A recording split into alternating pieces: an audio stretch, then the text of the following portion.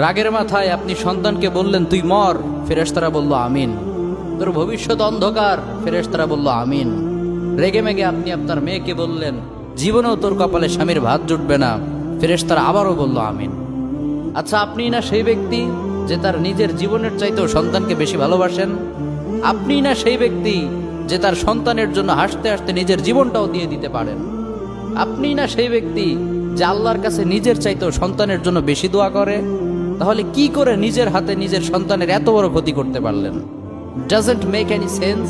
Common sense বলতে কিচ্ছু নাই আপনাদের? আপনারা কি জানেন না আপনাদের রাগের মাথায় বদদোয়া করাগুলো ফেরেশতারা আমিন বলে?